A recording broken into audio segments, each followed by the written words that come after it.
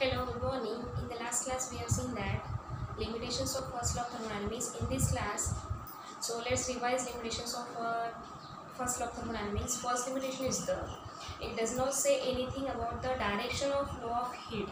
Second limitation is that it does not say anything about whether the process is spontaneous or not, spontaneous process or not. That means the process which can take place by itself or initiation is called the spontaneous process. So first law of thermodynamics does not say anything about whether the process is spontaneous or not.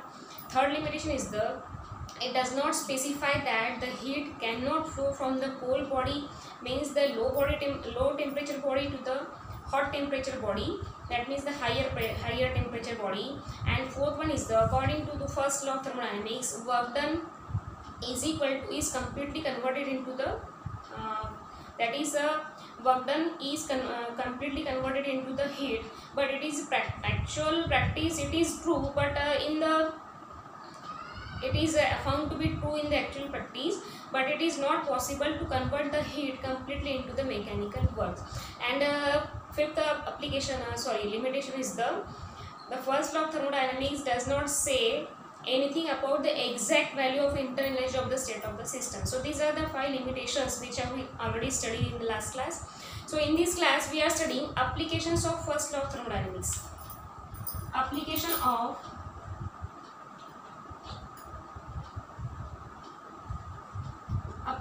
of first law of thermodynamics. Okay. First application is the isoporic process.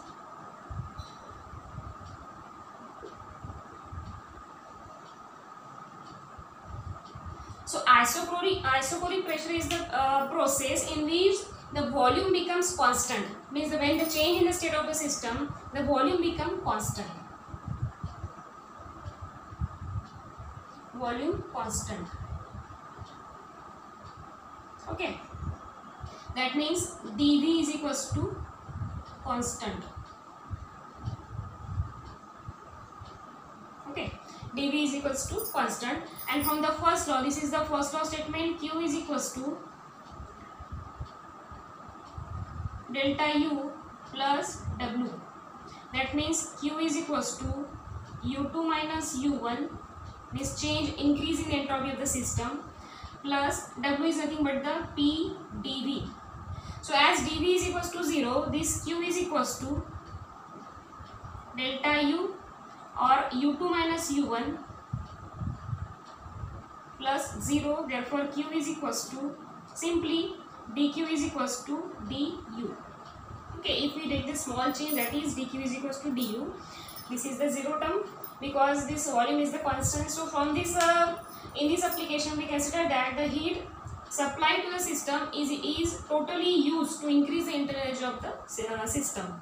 Okay, so second is the isobaric process. Isobaric process. So process in which the pressure becomes constant, it is known as the isobaric process. Pressure constant.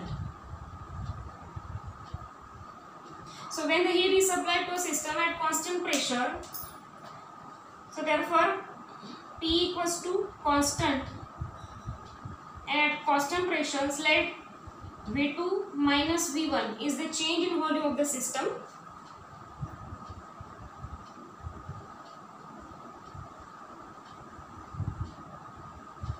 Okay, from the first law of thermodynamics, dQ is equals to du plus dW, and this dW is nothing but the P into V2 minus V1. Okay, so therefore dQ is equals to du plus P into V2 minus V1, and this du is nothing but the dQ is equals to U2 minus U1 plus P into V2 minus V1. If we solve this bracket, we get dQ is equals to U2 plus PV2 minus common and U1 plus PV1. So this dQ is nothing but this dQ is equals to H2 minus H1, and this is nothing but the delta H. That means this H is called the enthalpy of the system. This H is equals to general form U plus PV, and this is called the enthalpy of the system. So enthalpy is also the function of thermodynamic variable, that is it is also the extensive variable. That means it only depend it is the sum of the individual. Okay, so this is the isobaric process. Then third process, isothermal process. This enthalpy is also called the heat function of the system at constant pressure. So isothermal process, the process in which the temperature becomes constant. Temperature constant. So we already know that internal energy is the state functions, and it only depends. Internal energy du depends on the totally internal energy of the perfect gas. That means internal energy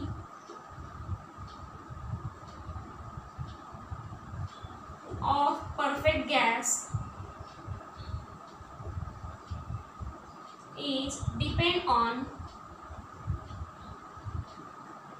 temperature. So therefore, as the temperature becomes constant, so internal energy du is equal to 0. Okay. So therefore, according to first law, this dq is equals to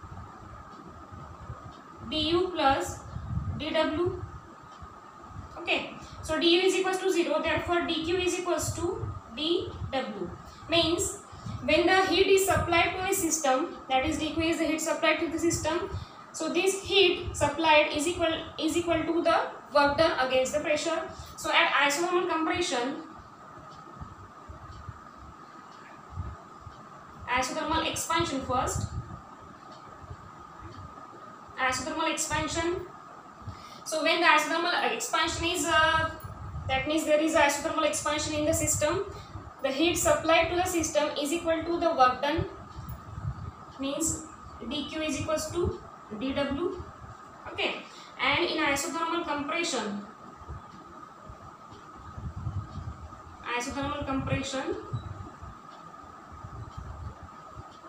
this dq is always to dw, but there is a isothermal compression means the heat rejected by the system is equal to the work done. So these are the three applications. The next one,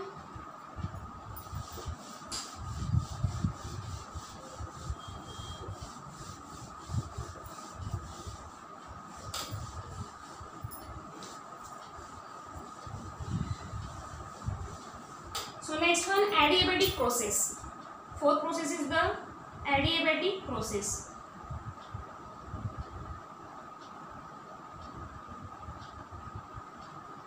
So adiabatic process is the process when there is no exchange, that is neither absorb the heat nor reject the heat, is called the adiabatic process. That means in this process dq is equals to 0, means there is neither rejection nor acception of the, means accept or absorb or reject the heat, that is called the adiabatic process. So in this process this dq is equals to 0. So from the first law of thermodynamics, dq is equals to du plus dw, this is the first law, and here dq is equals to 0, 0 is equals to du plus dw, therefore du is equals to minus dw.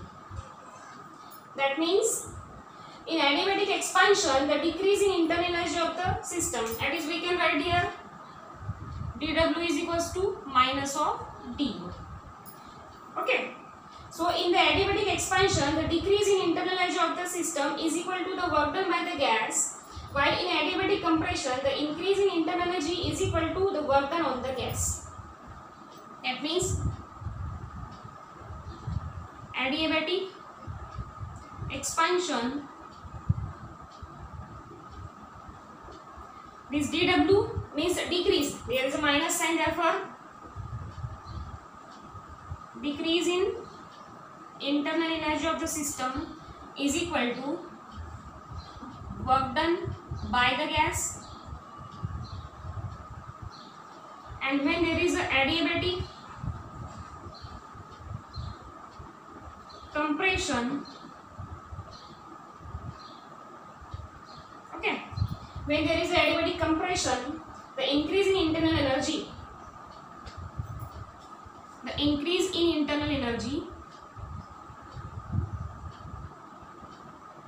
is equals to the work done on the gas. So this is the fourth application, that is the adiabatic process.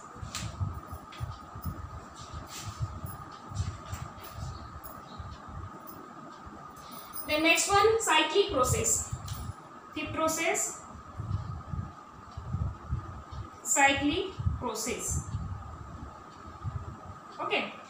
So as according to the cyclic process, the process in which the system returns to its original state after undergoing a series of changes, it is called the cyclic process. Means there is a revolution, that means this is the A and this is the conversion B, but after that there is the original state of the system, means system acquires the original system, that means the change is A to B, B to A, means is in a one cycle. So that is called the cyclic process. In the cyclic process, U2 minus U1 equals to 0, means the increase in internal energy of the system becomes 0. Okay, so from the first law of thermodynamics, please, dq is equals to du plus dw. So this term becomes 0, therefore dq is equals to dw. Okay. So in a cyclic process, the external work done W by the system is equal to the amount of heat supplied to the system. That is, the amount of heat supplied to the system is nothing but the work done by the system against the external pressure. So these are the 5 applications of the first law of thermodynamics, and we have already seen this. First is the isobaric process. In this volume becomes constant. Next is the isobaric process. In this pressure becomes constant. Next is the isothermal process. In this temperature becomes constant. At that time, isothermal expansion dq is equals to dw, and isothermal compression dq is also minus dw. Means there is a rejection, therefore we take a minus sign. Okay. So next one is the adiabatic process, in which there is neither accept or reject the heat. That means dq is equals to constant. In adiabatic expansion, decrease in internal energy is equals to work done by the gas, and in adiabatic compression, the increase in internal energy is equals to work done on the gas. So next one is the cyclic process. In this cyclic process, there is an initial, means the system regain its original position, that means A to B, then again there is a cycle B to A, one form of cycle, that's why it is called the cyclic process. And from the first of thermodynamics, this dq is equals to dw, means heat supplied to the system is equal to the work done by the gas. Okay, so these are the applications of first law of thermodynamics. In the next class, we will see the adiabatic equation for the perfect gas. Okay, thank you.